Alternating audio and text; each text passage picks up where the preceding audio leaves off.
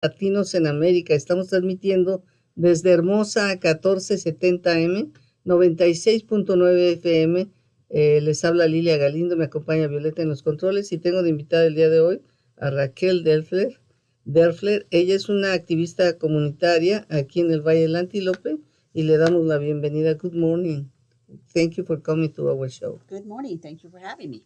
It's a real pleasure. Do you know, we are so close to the election, and everybody understands how important is the 2024 election for the future of the United States, that I decided to talk with community leaders to know what is the plan. How can we involve young people, do you know, because we have a huge potential in everybody who is leaving high school, who is 18 or even 17, that they already can register to vote. And I would like to know if you have, or your group have, any plans to work with them, because I think that this is key to win this election in 2024.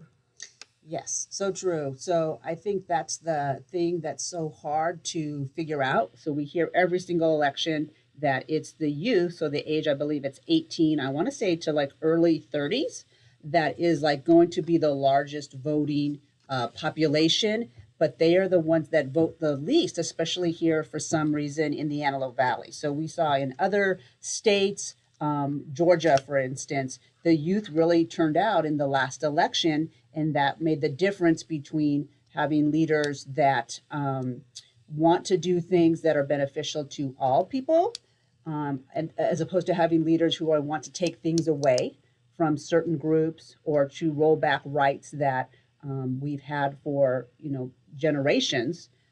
So that's always been something very difficult. Like, how do we engage the young voters? How do we get them to participate in the process? So, we look back to the civil rights era, right? Where, okay, give me a break to translate, otherwise it's going to be difficult to remember everything. Sí.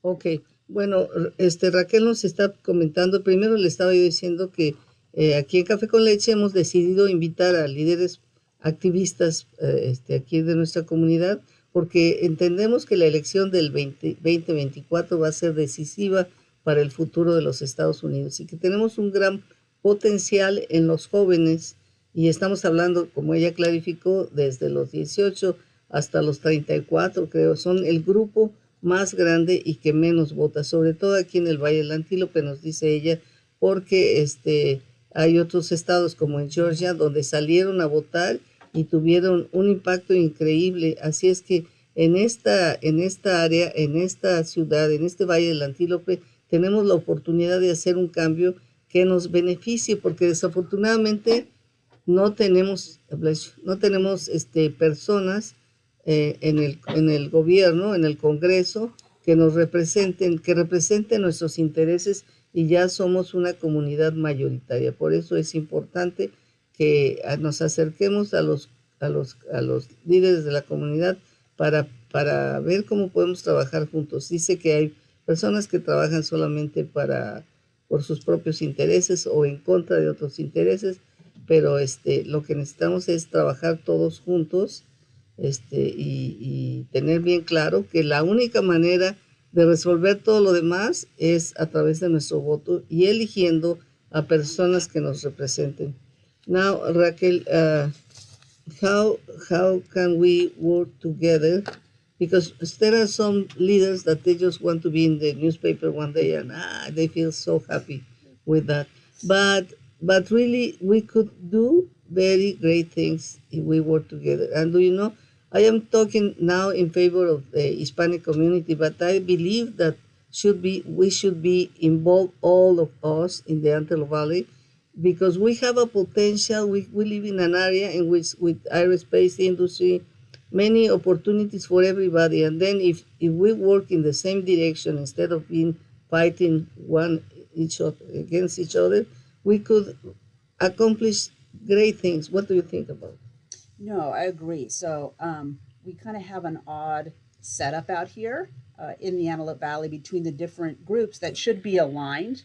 I think a lot of times, kind of what you said about people wanting to be in the spotlight, be in the newspaper, that's what we see a lot of, instead of understanding that people that are really doing the work and making the difference We operate in obscurity. So meaning for us, it's not about the photo op. It's like, are we actually being out in community, listening to the needs of community and doing the hard work to help that community? So I agree with you that a lot of times our brown and black communities do not work together for various reasons. I think it's because resources are so limited that each group feels they have to fight for those scraps at the table. So not understanding if they come together, there's more power in us coming together than being separate from one another, trying to just fight for our own particular community. Bueno, estamos hablando de cómo algunos líderes comunitarios, desafortunadamente, pues solamente tratan de estar en el periódico una vez y se olvidan de trabajar. Dice, las personas que verdaderamente trabajamos por un cambio en nuestra comunidad, trabajamos sin estar a la luz del día, ¿no? Trabajamos haciendo lo que es mejor para nuestra comunidad. Entonces, estábamos platicando cómo, aunque estamos hablando ahorita de la comunidad hispana, nos referimos a todo el Valle del Antílope, porque es de nuestra conveniencia, de todos nosotros, el aprovechar las oportunidades y trabajar juntos en la misma dirección en lugar de estar peleando los unos con los otros, porque vivimos en un área con muchísimo potencial que nos puede dar tantísimas oportunidades a todos. Entonces tenemos que trabajar juntos y definir cuáles son las cosas más importantes. Y ella dice, lo que pasa es que no estamos unidos porque algunas personas son tan escasos los recursos que se ofrecen, pues que algunas personas pelean por obtenerlos y se olvidan de todo lo demás. Entonces, vamos ahora, Raquel, how long ago were you involved, did you get involved in the community? So it was, believe it or not, so I've always been a person that if I see something wrong, I'm going to say it, right? But it was really during the 2016 election when I saw that we had, two candidates. So one, Hillary Clinton, a woman.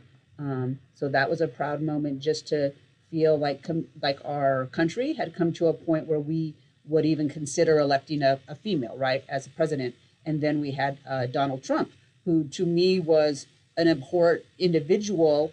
So those were the two, candidates.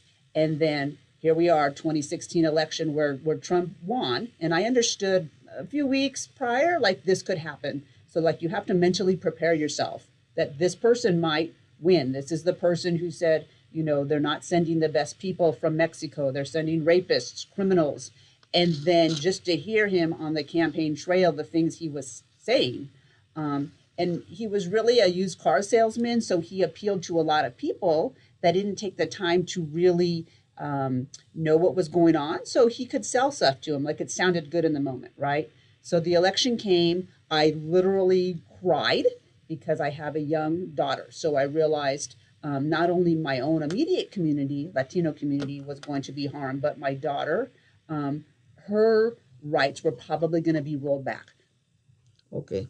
Bueno, estamos hablando ahora de le pregunté que cuando ella decidió de involucrarse en las cuestiones políticas aquí de los Estados Unidos, de nuestra comunidad. Dice, bueno, yo siempre he sido una persona que nunca me quedo callada cuando veo algo injusto, siempre actúo, pero el punto que me hizo ser más participativa fue en el año 2016, la elección, donde por primera vez se llegó a discutir la posibilidad de que una mujer nos representara en el gobierno federal, Hillary Clinton.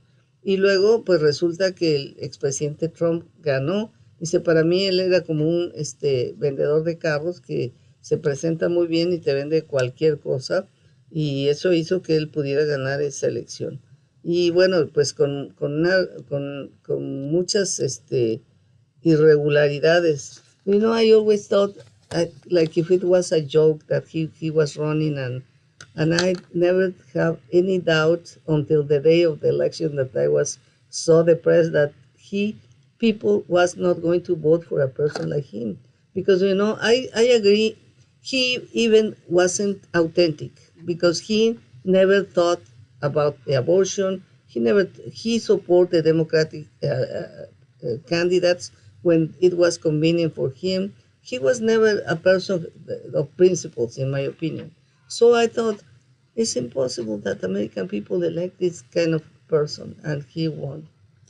Very true. So like I said, I prepared myself because I knew that it could happen because we have so many people that don't pay attention. And so someone's selling them a line, they're just going to agree with it. Or he tapped into people's feelings of whether it was racism. I want to say racism, right? So he said the quiet part out loud that like half of America believes these racist things.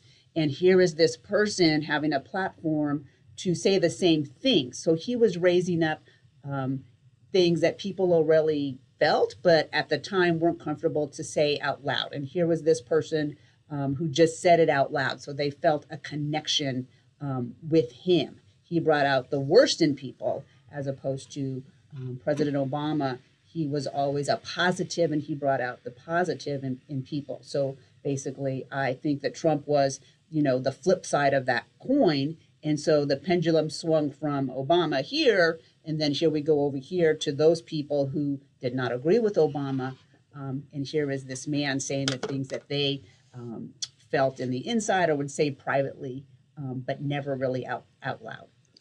Bueno, estamos hablando de cómo los cambios o la oportunidad que tuvo Donald Trump de llegar a la victoria fue simplemente por, nos dice Raquel, aquellas personas que siempre calladamente no están de acuerdo en esta diversidad que existe en este país y que se fueron de un extremo a otro después del presidente Obama, que la gran mayoría votó por él. Después decidieron elegir al presidente Trump porque hablaba comentarios racistas, que los mexicanos que vienen a este país son violadores y que son como una carga, como algo negativo. Y yo le dije que yo pensaba que nunca él iba a ser presidente, que las personas no iban a votar por él porque él no era una persona de principios, nunca había manifestado ese tipo de ideas.